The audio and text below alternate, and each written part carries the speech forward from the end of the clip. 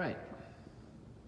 Today's plan, we're going to be removing the knuckle, lower control arm, all that good stuff.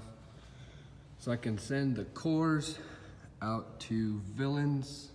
I bought the, I think it's called Option 2, which comes with modified knuckles, extended lower control arms, and the Villains tie rods. I definitely recommend Villains. They're affordable. The gentleman that works there always answers the phone if you have any questions. I called yesterday, and with the Villains inner tie rods, this little joint here is going to act kind of like a rack spacer. What he basically was explaining is once this is in the rack will be able to push this out further, so the inner tie rod, it'll basically correct your over center without having to put rack spacers in or modifying your rack. So that's pretty cool. Also today, we're gonna try and do as much stuff to the engine while it's out, so that way when I put it in, I'm not struggling to reach any of this stuff. I was initially going to put the oil pressure sender here, but I got to thinking, when the headers are running down, I don't want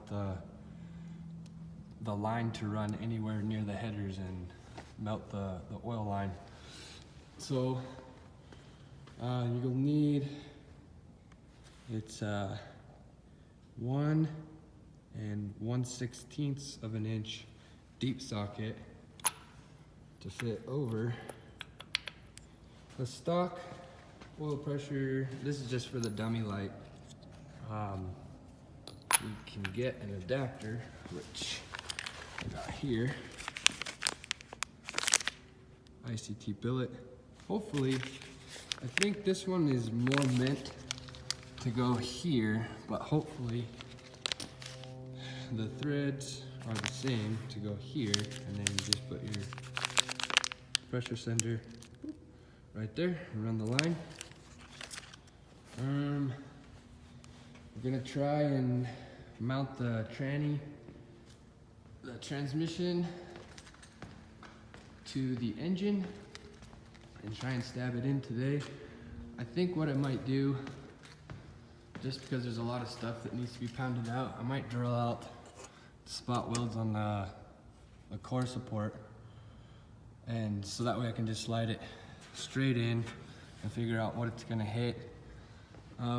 With the Collins adapter, instructions say right inside of here it's going to be a little bit tight to fit the CD 009 transmission, 350Z transmission. So I think I'm probably going to have to pound this in about a ½ inch, so that way when the tranny slides in, it'll clear here, and the Collins adapter cross member will fit. So I'm gonna try and record as much as I can, as best as I can. We'll go from there. All right, so we got the engine off the stand on our leveler. Good news, that part number did fit. I put a little thread sealant on there, tighten it down. Little trick here. You can get this piece on Amazon for fairly cheap, but it bolts to where the starter goes, and it's got little teeth there, so that way you can torque your flywheel. With the Collins kit, they supply pilot bushing as opposed to a bearing. This engine was actually in a Blazer with a SM465 4-speed, so had to use an LS3 actual pilot bearing that pressed right into here, so I rented a slide hammer, popped that out, and then drove this puppy in with a deep socket. So I'm gonna go ahead and get my clutch put in there. This is what comes with the Collins kit. Nice little, I think it's like a stage 2 clutch. And then an alignment tool. I don't really think I need to show how that works, but if I don't know, if you put your clutch, the alignment tool goes into here. Ugh. And that's what holds your clutch in place while you tighten down all the screws for the pressure plate. So that's how that works. All right, got the pressure plate, everything all bolted in, torqued on. Now I'm gonna try and muscle the tranny, bolt that up. I'm gonna take the bumper off, but I think I can probably get it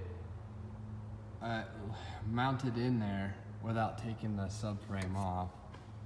Oh, I'm sorry, the core support. I had to whack inside of here, all down here. Hopefully that tranny fits in there. If not, I'll have to beat it up some more.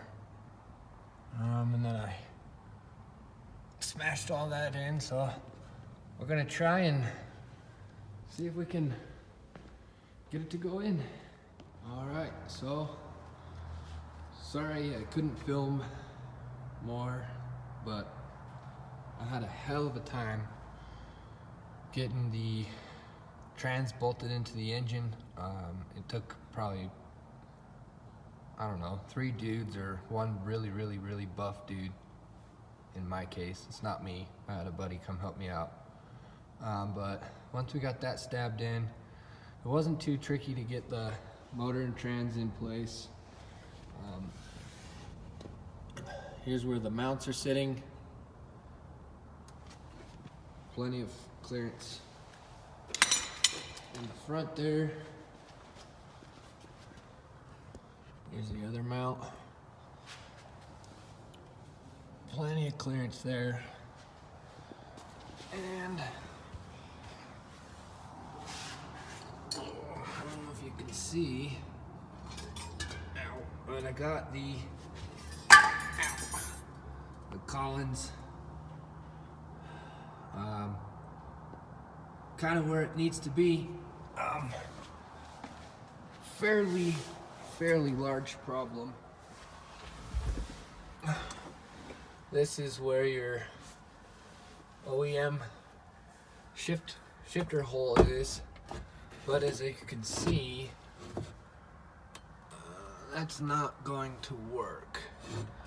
So I'm looking at getting a GK Tech shifter relocator that should put it right about here. So I might need to cut a little bit out of here to get it to fit, but that's in. Yeah, we're making headway. As far as the Villains kit goes, I got the hubs off, well, one hub off. You will need a 30mm socket for the hub bolt, this guy here. So that'll come off.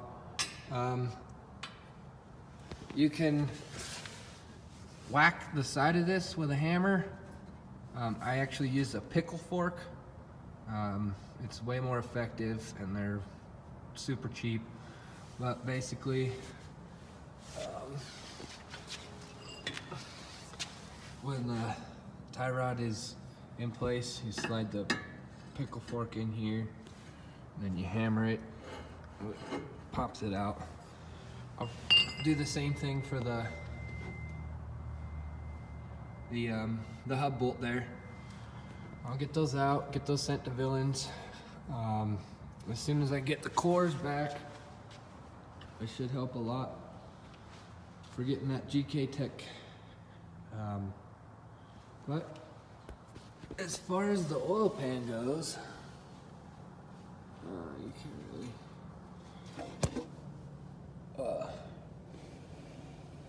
Clearance there on the rack. Clearance there on the sway bar.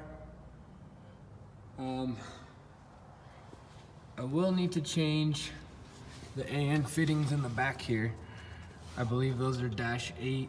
The Sickie kit comes with -10 females, so we'll have to figure that out. But I think that's it for now. I'll post up again once I get a little further.